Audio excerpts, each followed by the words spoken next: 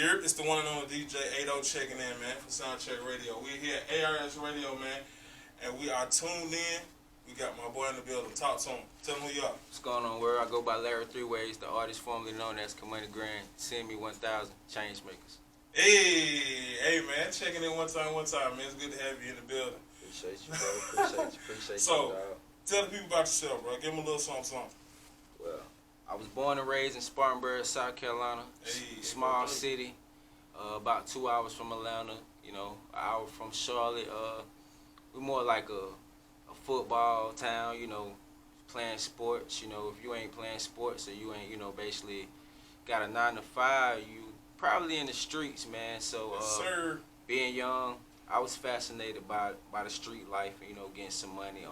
Just like any other kid in the city. Growing up, witnessing poverty, mom's working, you know, trying to make ends meet. So, you know, I fell victim to the game as far as, you know, hustling at a young age. And basically music saved me. Music was something that gave me a different outlet, you know, gave me hope to make it out of the environment I grew up in. Okay. With that being said, what we listening to coming up? Man, honestly, like, see, I think my mom was really into music because my brother, R.I.P. my little bro, his middle name was Rakim, for Rakim, and see, my first name being Larry, I'm named after my biological father, but they called me LL Cool J when I was young. I still got cousins that call me Cool J, call me LL, so it kind of stuck with me. My mom, I used to crack with them and call her friends Escape, you know what I'm saying, SWV, because they used to get fly for the club.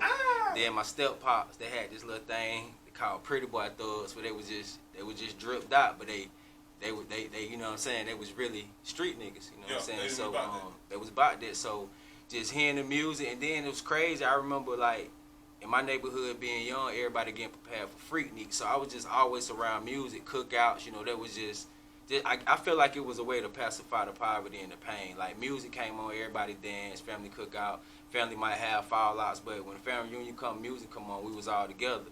And I was just a young clown, you know. I always just freestyle and crack on people, so get on the bus, you know, family reunions, and I always the attention, so I was just like, you know, I want to be a rapper, you know what I'm saying.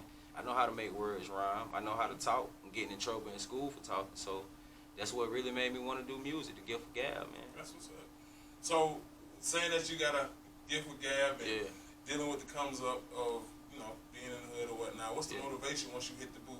What goes through your mind? What gets the music from your head onto the paper into the microphone? Another reason, and when I was young, why I really wanted to get a lot of money, because I had a brother, he was disabled, who had cerebral palsy.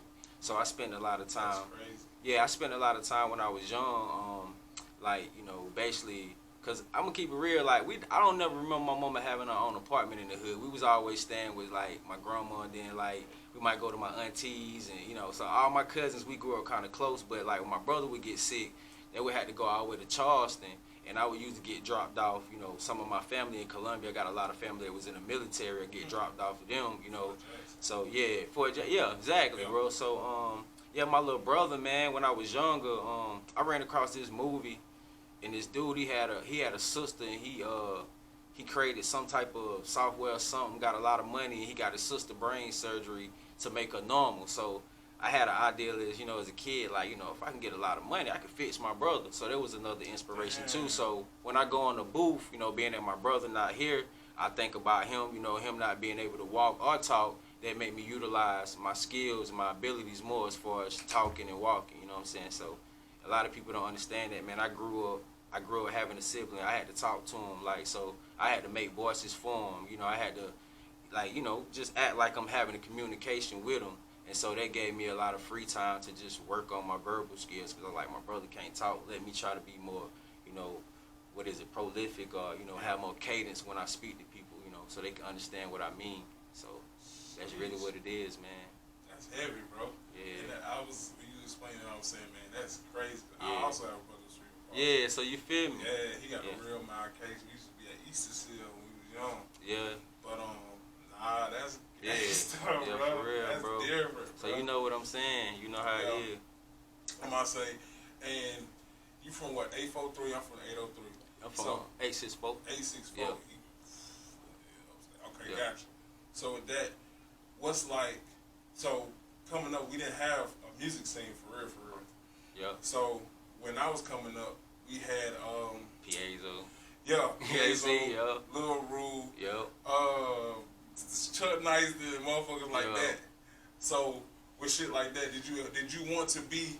Man, listen. You know what I'm saying? That guy, because they always say you can't take over the world till you take over your hometown. Yeah, man. See, I'm gonna be real. Like the Met, I could say the Met played a big part of my career too, because it was just the music scene was different. You know, growing up, like I felt like Columbia.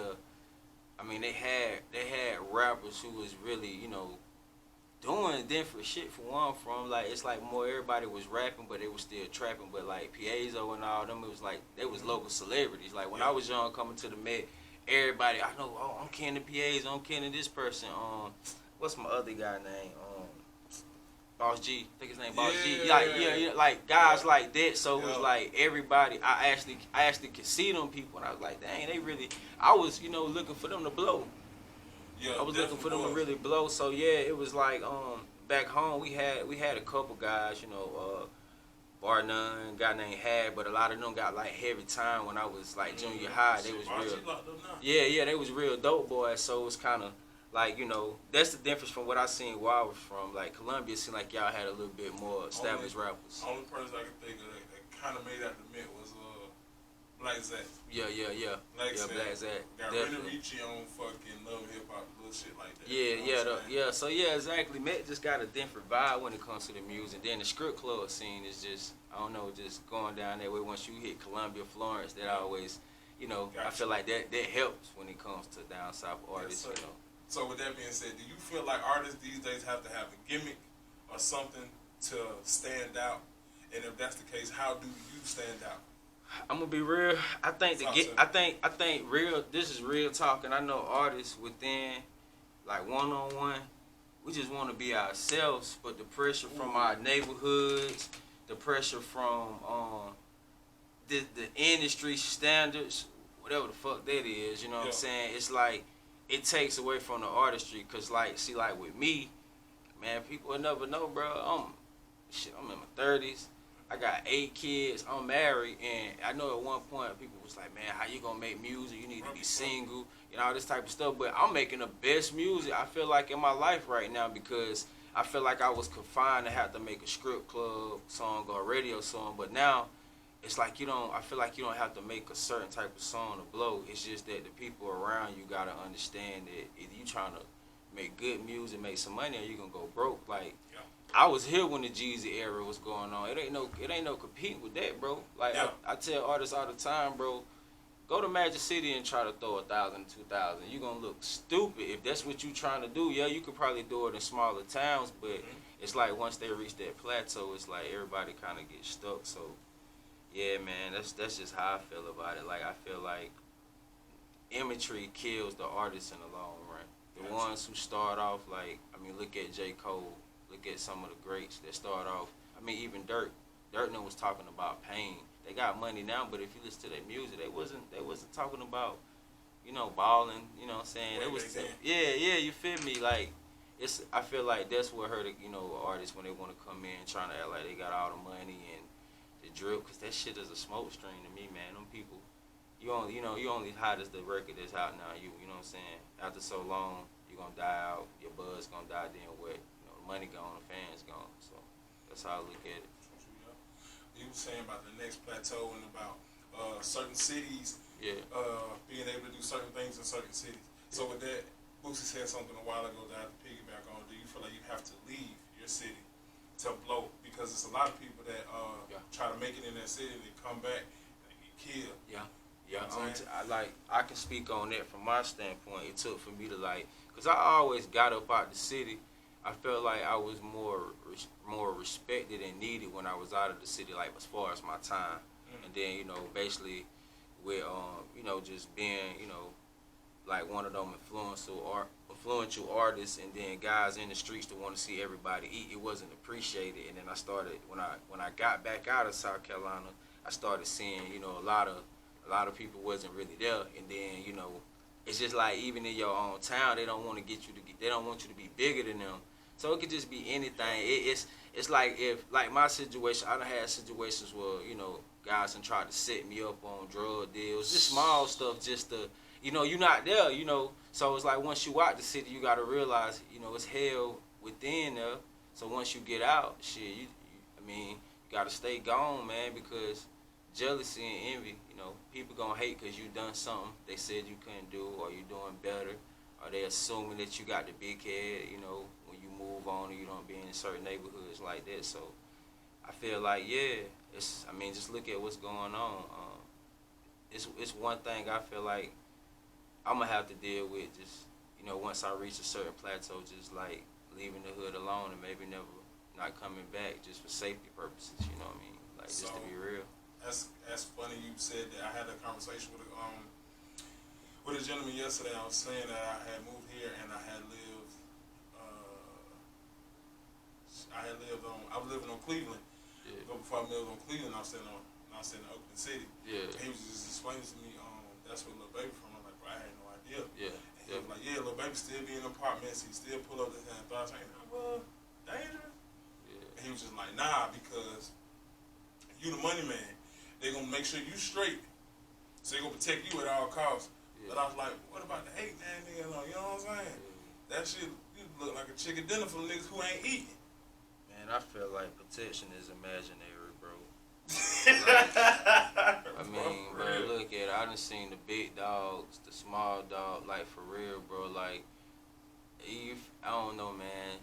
I mean, to each his own. It's a little bit different. I could say Atlanta a different city. Like, where we from, it's a different type of hate. You feel what I'm saying? Like, I you know what I'm saying? You just have to, I don't know, it's just different, bro.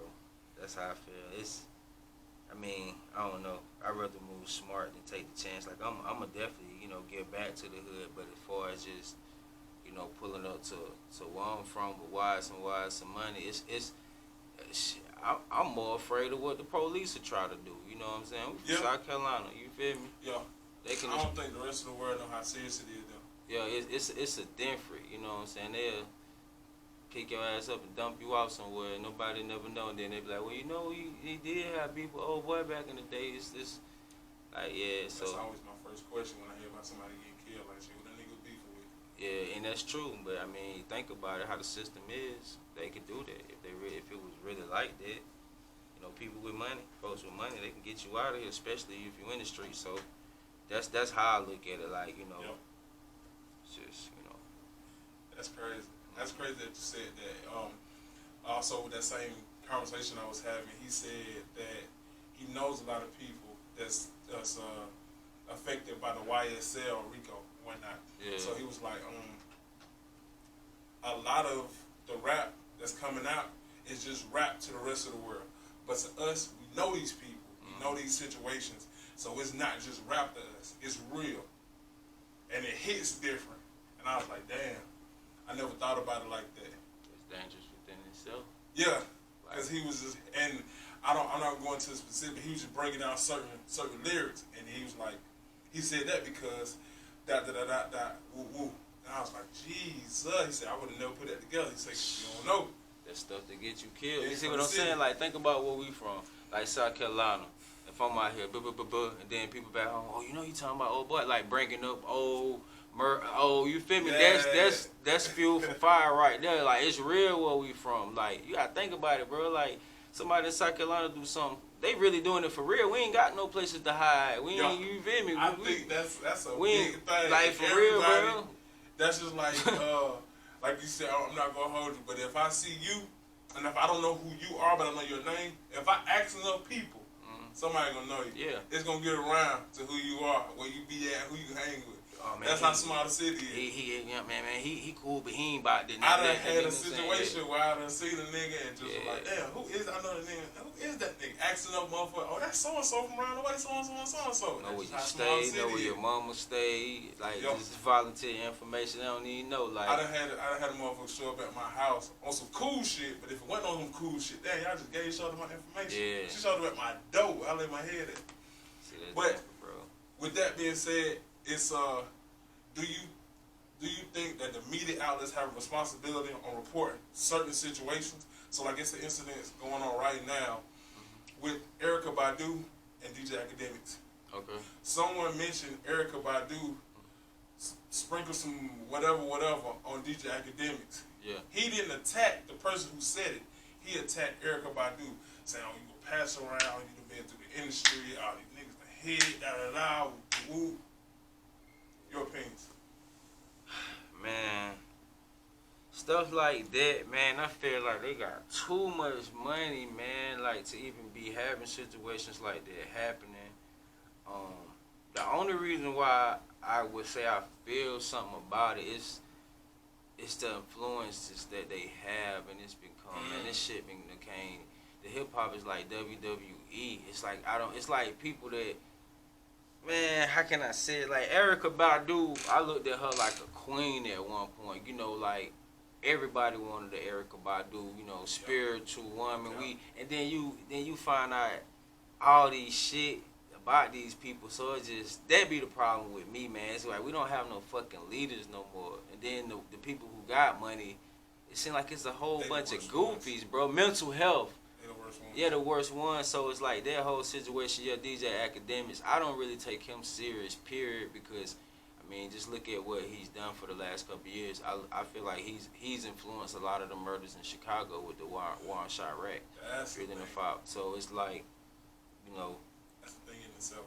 Yeah, then it's like Erykah Badu to even just be involved with something like that. You know what I mean? Like, I mean, damn, she Erykah Badu, bro. She could be doing a lot for our sisters, bro. Like, it's like nobody don't want to be the sacrificial lamb no more in the right way.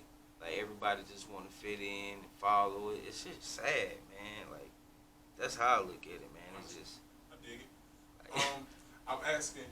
So with that being said, do you think that society puts too much of a higher standard on celebrities, like idolizing them? Because it's like they look for celebrities to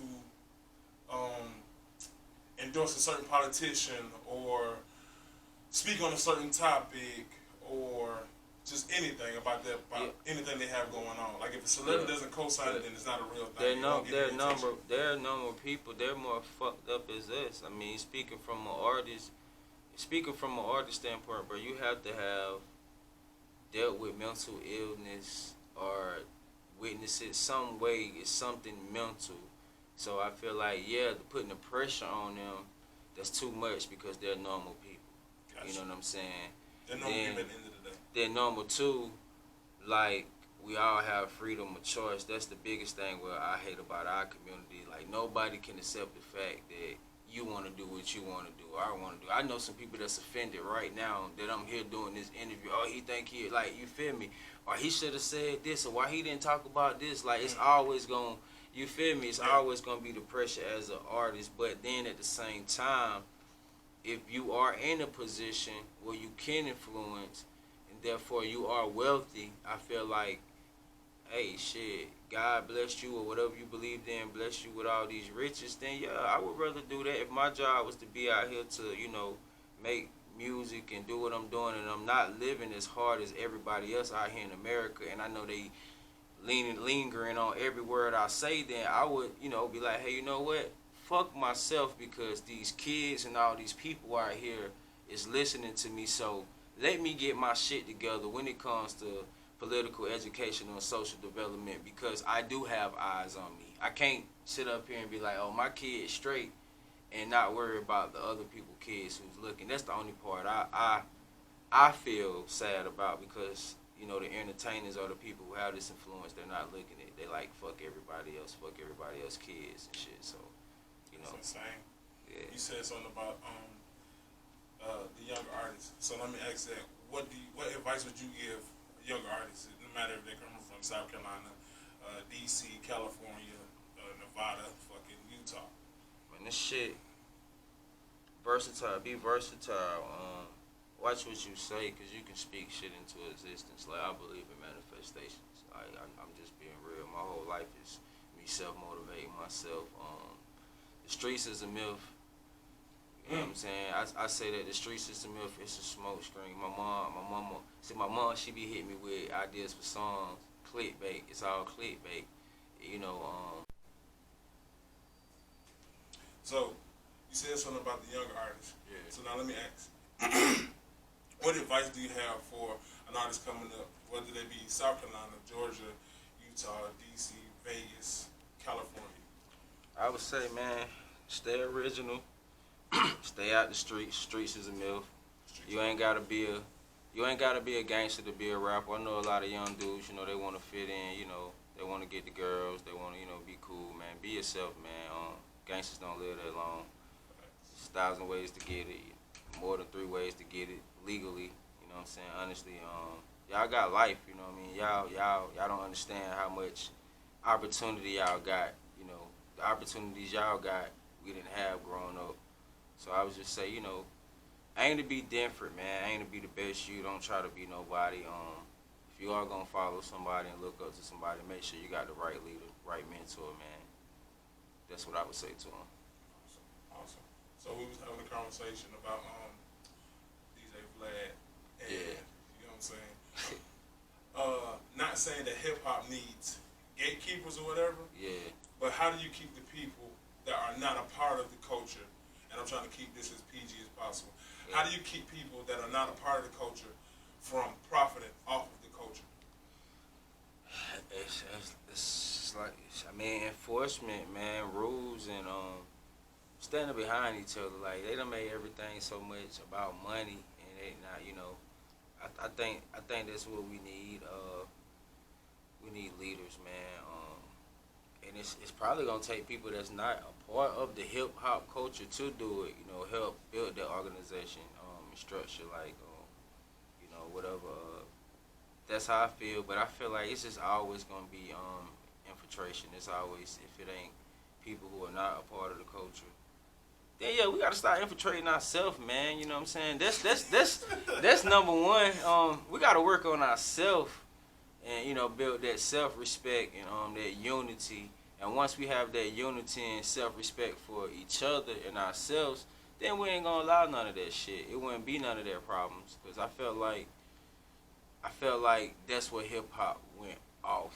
You know what I'm saying? When everybody wanted to, sign to these major labels. This supposed to be our little thing. Like, it was like when the dope game first hit. You know what I'm saying? Before all the crazy shit, and niggas supposed to got their money and got out, but instead they wanted to ball or live like they millionaires. Like, no, it was already faulty and wrong. You know what I'm saying? So I feel like if you're gonna come in the game as a street artist, and you want to capitalize off the pain that you cause others, and you want to be braggadocious about selling dope, then you gotta understand that, hey man, it's gonna be some ups and downs in this shit, but basically what you in it for. And I feel like a lot of people that's getting the rap, they just want to be rappers. They're not worrying about the culture. They're not worrying about where it's gonna go, how it's gonna affect others. So that's really what we need, just more unity and self-respect, man. And artists from places like where we from, to make it, it's something about the South, man. It's just Definitely. It's like a different grind. It's like a different hunger, for protesting and standing up, man. And that's what I feel like. Said, wow, man, the South has something to say.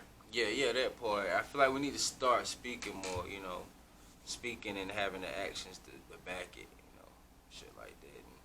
Creating our own social media sites, our own YouTube, our own platforms, and controlling the narrative, man. Shit like that.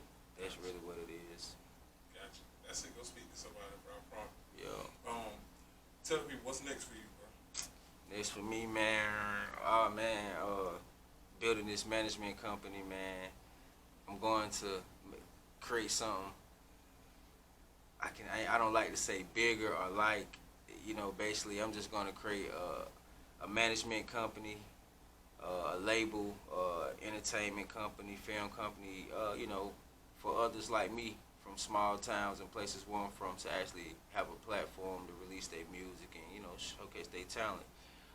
Got a couple projects I'm executive producing, working with artist Planet Joe, a few other artists from South Carolina. Got a few different artists that's worldwide. I'm trying to get overseas, trying to work with some artists overseas.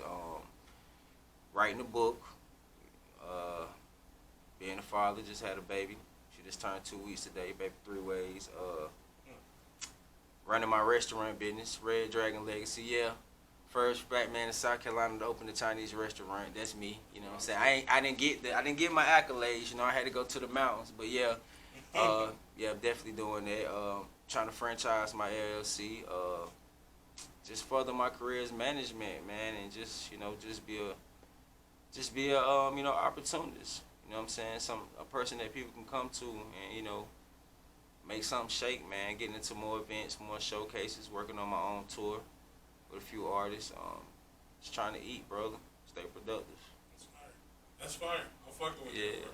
Let the people know where they can find you. Man, you can find me on IG, YouTube. Just Google me, Larry, 3 ways. Larry, 3, that's 3 lowercase L's, last name, WAYS. Also, you can look me up as Kamani Grand. That's my alter ego as an artist, you know what I'm saying? Gotcha. But yeah, just Google me. Oh yeah, matter of fact, we launching a website tonight, www.cme1000.com. CME stands for Change Makers Everywhere, 1,000 Ways to Make It. Yeah, so check us out, man. We trying to, get that direct traffic, man, and, just expand, man. Check out my boy, Protected and Connected. My boy, Darryl Meadows, he got me laced for my birthday, Black-owned brand, South Carolina made. Check them out, man. Look them up, Google them. Everything we do is LLC or CORP or INC, you know what I'm saying? It's what it is, man. Just expand it. That's fine. Hey, man, it's been your boy DJ 80. This has been SoundCheck on ARS Radio. Yeah. Hey, man, we signing off. We gone.